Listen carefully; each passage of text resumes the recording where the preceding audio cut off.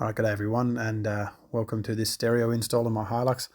We'll start by showing you what it looks like. There it is. That's the finished product once we're all done. Now, I bought this on eBay. It was cheap as like 180 bucks Australian, and here's everything that you get. So you get the head unit itself with the brackets to install it, and all the wiring harness that you need to go into the Toyota Hilux, including a wiring harness you can custom fit into any car. If you want. Obviously there's a lot more cutting and fitting to be done there. This is pretty much plug and play for the Hilux. You get the new dial covers, basically depending on what sort of Hilux you have, if you've got the push button or the two different types of rotatable dials. And you get the new fascia as well, which suits all of those three dial options. That's the whole kit. Everything you get is all there. For 180 bucks, it's great. I mean, the quality isn't amazing, but I found it to be pretty good, really, for what you pay. First thing we're going to do is fit the fascia to the stereo here. There's 4 little screws. We'll screw the back of the fascia to the stereo there, get it all sorted out before we go out and fit it to the car. It's just a lot easier now, and obviously you can't access those screws once you've got the fascia on the car. So let's screw that on, and then we'll proceed to remove the old fascia from the dash. It's pretty straightforward. You pull the dials off. In my case here, I've got this type of dial, and the fascia itself is just clipped in. You just pull it out, give yourself a bit of a leading edge there, pop, out it comes, and obviously there's a lot of wiring harness and stuff behind there, but it removes quite easily. And once you unplug all those plugs, you can remove the fascia and store it away. I kept the fascia, but you don't have to. But that all changes with this new stereo. You get all of it, which is pretty incredible, really. All right, once we've got the fascia off, we have access to the backlight of the dials. You can see I've just lost a little bit of the plastic there for LED lights that light up the back of the controls, but that's okay. We'll stick that back on when we assemble it. This section here is just held in with a couple of clips on the right hand side. I'm just showing you one there, and they just pop in. It's no big deal at all. You can actually leave that in. You don't really need to remove it unless it's in the way of getting the stereo out. Now obviously I've got an aftermarket stereo here. It was fitted when I bought the car. Not sure where it came from, what the deal is, but it's not the standard Toyota stereo, but the principle is still the same, and it does still use a factory wiring harness. It's got a microphone there I'm just removing, and then I'm going to remove the stereo. Mine wasn't mounted in at all. It wasn't hard mounted. It was just sitting in the hole. The Toyota one will be, and there is some tooling that comes with this kit to disengage this cage to get the stereo out. It's a bit of an anti-theft system. So I'll undo all these plugs. We'll discard the stereo, and I'll show you how to disengage those locks on the cage so you can remove the stereo. And the cage will usually remain within the vehicle, but you can remove it. In this case, I didn't use the cage at all on the install. I just disposed of the entire stereo. And as you can see here, this is the stereo, and the cage is still fitted around the stereo. We've just got to fit these little tools down the side. You can flip them either way around and disengage these 2 locks. And once those locks are disengaged, you can usually remove the stereo. If the cage was still in the car, you'd have to do it this way. I didn't, because it was never installed properly in the first place, which was a bonus today, but not ideal. And we should, like you see here, just remove the stereo out of the cage. That's how you would do it if you needed to.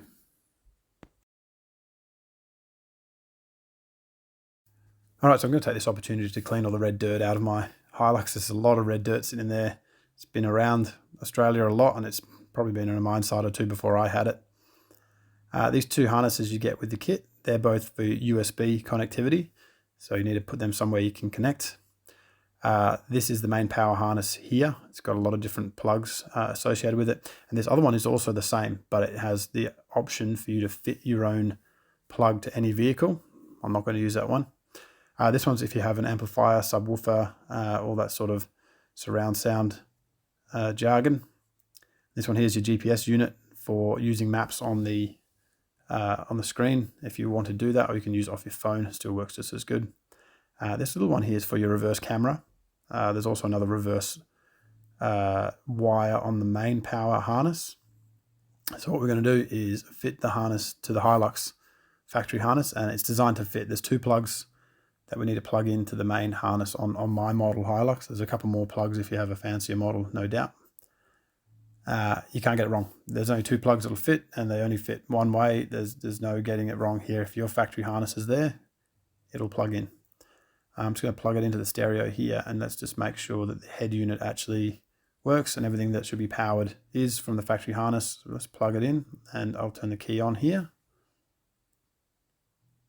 And look at that, it works, which is really quite good. I've still got the cover on the screen there. We'll pull that off at the very end. But the screen is working the way it should, which is a good thing. It's always a nice way to start the job. All right, so I've got an antenna to plug in as well. The antenna on my car is really short. It was the last thing I had to plug in. I plugged it in a couple of times and just found I was just being annoyed by how short it was. Plug the 2 USBs in and the GPS, and I'm going to run the wires down through the dash to somewhere I can plug my phone in. I'm just going to throw it down to the bottom of the dash for now, and we will pick them up later. Wherever I want to move them, I can. There's quite a bit of length on them, which is good. So we'll plug all those in, and then we should be able to move the stereo into the hole, and everything hopefully isn't too tight on the harness, but we've got quite a bit of wire for everything except for the antenna. Let's just do all that, and then we'll move to the next bit. Right, that all fitted up. We have the power in the back here. We have USB 1 and 2. There's a 6 and a 4 pin. We have the reverse camera, which I'll fit when I'm ready. We have the aerial for the radio, and we have the GPS. That's everything that's in the back. And then we have this one here is for your amp and subwoofer if you have that. It's a bit of an option that I'm not going to be using. And I'm going to drop my USBs and my GPS out through the bottom here for now. The GPS I'll move to the top of the dash eventually. The vents do have to come out of your original panel, as do the aircon and the hazard lights. They all come out. You just flick them out of the little pigeonholes there. There's a heap of clips, and then you clip them back into the new version. It's all designed the same. You should be able to just clip them in. They can be a little bit fiddly, but if you push one side in, the inside in first, and then clip the outside in last, it seems to work pretty well. Once all that's in, we're ready just to fit that up. And then we'll put the climate control set behind the fascia, and then the fascia clips to it. And it all sort of clips together. There's no screws or anything. It just pushes into the dashboard like this. All right, so we just lift the fascia up here. I've plugged in the hazard lights and the air conditioning switch. There you go, I've pointed to them. And we just push that up against the climate control back panel there, get it square and happy with where it needs to be. It does push into like a bit of a hardy hole, and then the whole fascia clips on top of it and holds everything hard against the dashboard there. It can be a little bit fiddly, but it's not too difficult to put together. Just you need to hold a few things at once. It's not a perfect fit. Like I said, I didn't pay a lot of money for this. Everything's not factory fit, but it's good enough, really. It's not too bad at all. It all clips in where it should. It's just it takes a little bit of manipulation to get it to sit just right. But once you do, it does look pretty good, and it holds in there pretty well. I'm pretty happy with it for what I paid. It's good enough. The sticker, we take the circles out of the middle of the sticker like I've done here, and it sticks over the lot. So it actually sticks over the top of the climate control panel and the fascia panel as well. It sort of overlaps the two. It's a pretty good fit. It seems good enough quality, and it's got a little plastic cover we've got to take off as well. Just stick that on as neatly as you can. Probably do a better job than I did, but it works well, and it backlights well as well. It seems before we put everything else back together, we just make sure it's square, and we're happy with it. And once that's on, it's kind of locked your fascia to your climate control panel for life. They're all together, which is fine. And the adhesive's all right. It seems to glue okay even on a hot day. And we just put our knobs back on, back where they came from. They sit a little bit lower than the original Hilux ones. They're a little bit deeper in the hole there, but they look good. They look like they should be there from factory with the standard surround around it. All right, and that's about it. We just turn it on. It's got the usual apps. It connects to the phone well. I had no issue pairing with the Bluetooth. It's got digital radio. It's got standard radio. It's got voice recognition. I'm very happy with it for 180 bucks, and I got all of this and it was this easy to install. You can't really go too wrong. I've got Google Maps now in the car. It's going to be a handy way to sort of operate the car and enjoy four-wheel driving and trips away.